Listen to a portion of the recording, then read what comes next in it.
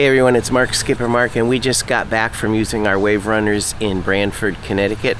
It was saltwater, so we want to flush them out and get the salt out of the engine, off the trailer, and off the Jeep so that it doesn't have any rust issues.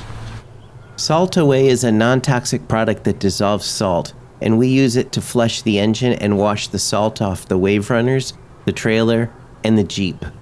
Another popular product that we've used is Salt Off.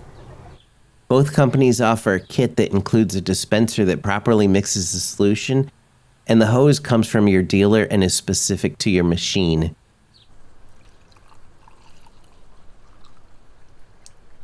Once the dispenser is full, make sure the hose is properly connected and attach it to the freshwater flush on your WaveRunner. Ours attaches to this little port on the port side of the engine. Now you start the engine and then turn the water on. It's extremely important that you turn the water on after starting the engine. If you turn the water on first, it can damage the engine.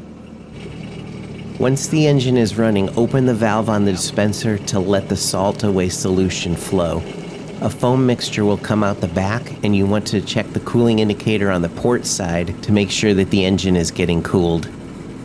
Let the mixture flow until the water in the dispenser is mostly clear, and then shut off the water, followed by the engine. Again, you must shut off the engine water first before you shut off the engine, otherwise the engine can get damaged. At this point, the engine flush is done, but Matt always checks the engine oil to make sure the level is good. If the engine bay got salt water inside, he will also gently rinse that area with the Salt Away solution. After the flushing is complete, Matt uses a Salt Away solution to rinse the WaveRunners off, and then he rinses off the trailer and the Jeep.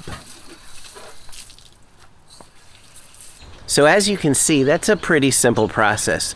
But if you have any questions, please leave a message in the comments below, and I'll be happy to answer as best I can. Thanks for watching, and have a great day.